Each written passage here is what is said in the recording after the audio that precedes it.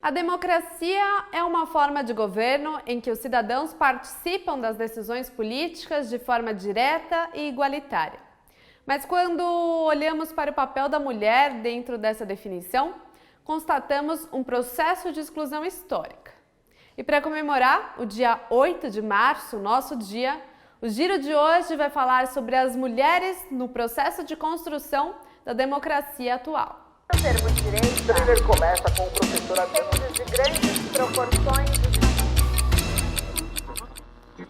Uma pesquisa realizada pelo IBOP e pela ONU Mulheres Brasil 50-50 revela que 70% dos brasileiros acreditam que a democracia só existe de fato com a presença de mulheres nos espaços de poder.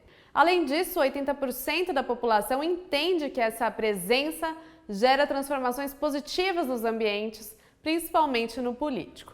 Nas eleições gerais de 2018, o número de mulheres eleitas na Câmara dos Deputados passou de 10% para 15%. Já no Senado, o percentual caiu de 18% para 13%. E embora o cenário seja muito mais promissor do que já foi um dia, o Brasil ainda precisa discutir o papel da mulher em todas as esferas da sociedade, principalmente na linha de frente da política nacional. Até porque a busca pela equidade, pela polifonia, ou seja, a construção de uma sociedade onde diferentes vozes têm espaço e força ativa, são pontos importantes dentro da definição de democracia.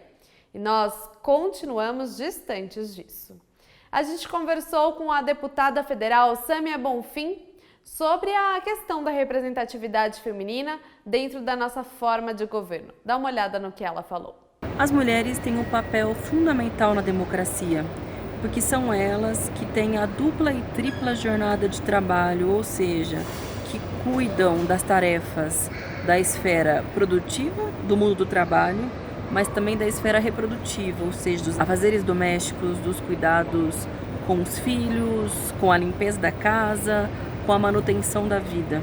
Isso faz com que elas tenham o maior número de tarefas e de condições de observar as dificuldades da sociedade e também de encontrar as suas soluções.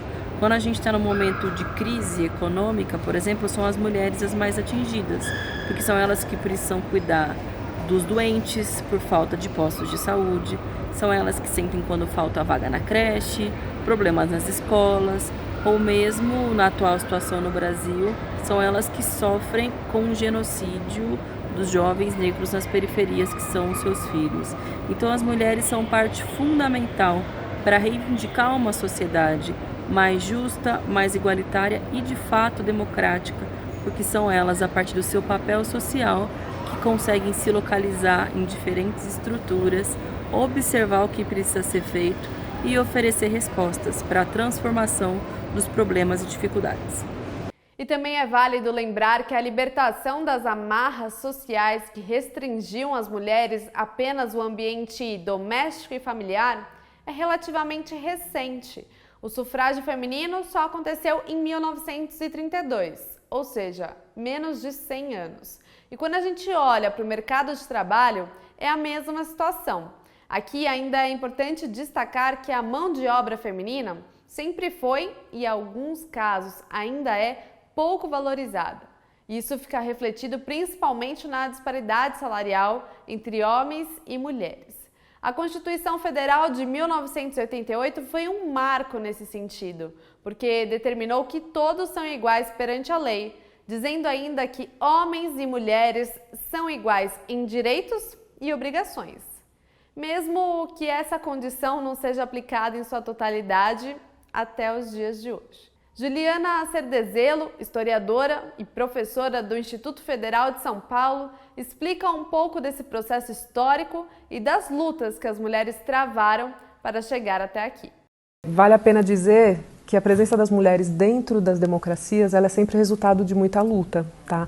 As mulheres elas não tinham participação definida na democracia desde o período ateniense, né? Se a gente pensar no modelo democrático antes de Cristo, né? Cerca de 500 anos antes de Cristo, não havia participação de mulheres.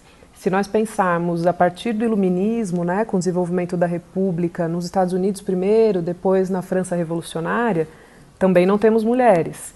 E o que acontece a partir de então? As mulheres elas vão buscar construir esses espaços. Então, há registros, né, de mulheres ocupando, por exemplo, as Assembleias Francesas Revolucionárias, há registros de mulheres lutando pelo direito ao voto, pelo direito a serem eleitoras e a serem eleitas. Então, há sim, nos últimos 200 anos, a gente pode dizer, um acréscimo, né, da presença de mulheres na democracia. Pensando então agora no nosso contexto atual, político, brasileiro, eu penso que é muito importante que nós mulheres estejamos atentas para não perder, em primeiro lugar, direitos já conquistados, né? Isso é extremamente importante. Nós estamos em um momento muito delicado do jogo democrático aqui no Brasil, não só no Brasil, né? Mas enfim, estamos falando do nosso país em primeiro lugar. Então, acho que buscar a manutenção de alguns direitos conquistados, né? Como, por exemplo, a legislação que regulamenta o trabalho das domésticas, como, por exemplo, direitos ao aborto legalizado que estão sendo ameaçados, direitos como, por exemplo, ao do Bolsa Família, que vem sendo reduzido. Então, há uma série de direitos que as mulheres já conquistaram e que devem ser mantidos. Eu acho que, em primeiro lugar, esse é o papel da luta feminina e feminista. E, finalmente, ampliar esses direitos, né? Pensar em direitos reprodutivos, pensar em direitos da população encarcerada, pensar em direitos da comunidade negra, LGBT, indígena. Eu acho que essas, no meu ponto de vista, são as pautas centrais do jogo democrático no Brasil de hoje. E como a Juliana pontuou, foram necessários anos de resistência para que as vozes femininas ecoassem com sonoridade, exigindo igualdade de direitos e reconhecimento. E mesmo com tantas lutas, alguns fatos comprovam que a gente continua distante do mundo ideal. O Brasil, por exemplo, é o 5º país que mais mata mulheres no mundo. A grande maioria vítimas de feminicídio, quando uma mulher é morta em função de seu gênero. O país também ocupa a posição 154 de 174 países analisados em um ranking da ONU sobre a participação de mulheres no parlamento. Também elegemos para presidente da República um homem com atitudes questionáveis, que colocam em jogo a manutenção de direitos e, convenhamos, a própria democracia. Exemplo disso são os ataques constantes que a imprensa tem enfrentado por parte do governo de Jair Bolsonaro, que tenta descredibilizar uma profissão que é essencial para a manutenção do sistema democrático. A jornalista Vera Magalhães, âncora do programa Roda Viva e colunista do Estadão, conta que os ataques são mais violentos quando direcionados para as comunicadoras. A gente já viu aí ataques a jornalistas em governos passados, mas nesse existe uma característica de que os ataques destinados a mulheres são muito mais violentos e sempre embutem um componente machista, misógino, sexista. Aconteceu no caso da Patrícia Campos Mello, aconteceu comigo mais recentemente. Isso é autorizado pelo presidente da República, pela sua família e se espraia para outras autoridades e também para as redes sociais apoiadoras do governo. Vera viveu na pele essa experiência, quando mostrou que Bolsonaro compartilhou um vídeo por WhatsApp que estimulava os seguidores a se manifestarem contra o Congresso Nacional. E quando a reportagem de Vera foi publicada, apoiadores chegaram a fazer ameaças à jornalista. Pelo Twitter, inclusive, a deputada Alê Silva postou uma mensagem dizendo que Vera também estava louca para dar o furo. Fala que Bolsonaro usou para se referir à jornalista Patrícia Campos Mello, do jornal Folha de São Paulo. O presidente e seus seguidores tiraram sarro e reafirmaram uma acusação injusta a Patrícia Campos Mello, que dizia que a comunicadora teria oferecido sexo em troca de uma matéria. E olha, a jornalista da Folha de São Paulo, tem mais um vídeo dela aí.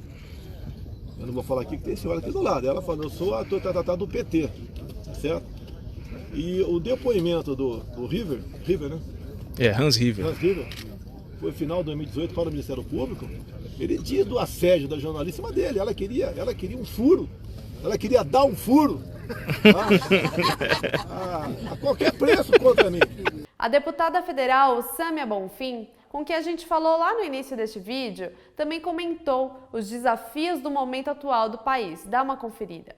Nós vivemos um momento muito grave da história do nosso país, de fortes ataques às liberdades democráticas, seja a liberdade de imprensa, seja no judiciário, seja a liberdade política, de organização, de participação em movimentos sociais.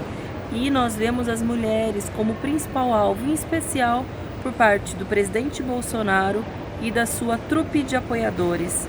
Eu, como mulher que atua nesse modelo democrático e que sei que ele tem muitas falhas, que as nossas instituições precisam de fato ter uma maior representatividade da população, falar mais a língua do nosso povo, estar mais próxima do nosso povo, que tem uma série de problemas, mas a verdade é que sem elas também a nossa situação seria muito pior, porque a saída que o governo oferece é uma saída totalitária, autoritária, sem o direito de organização política, de visão única e sem a possibilidade de divergência, de defesa de um outro modelo de sociedade.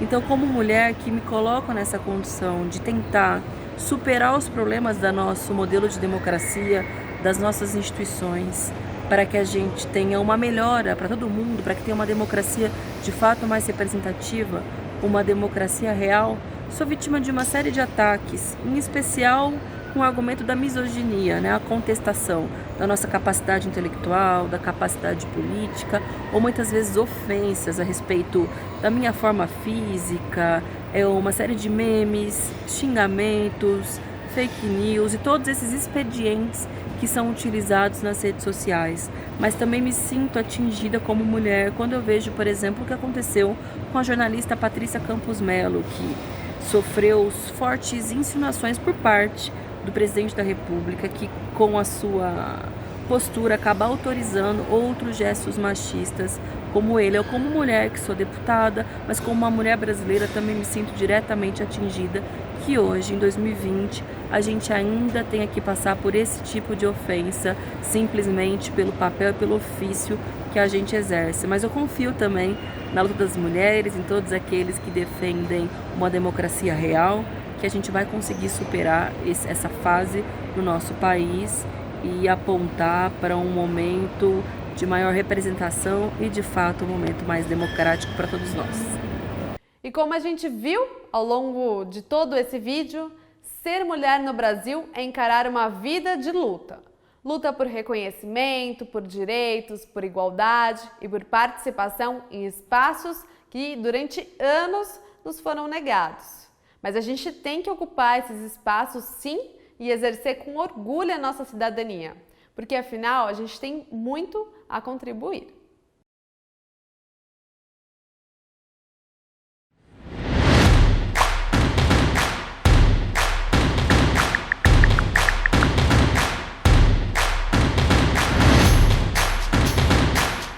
Isso é poder. Lazer, cultura, diversidade, aprendizado, bem-estar, diversão, protagonismo, economia, com causa.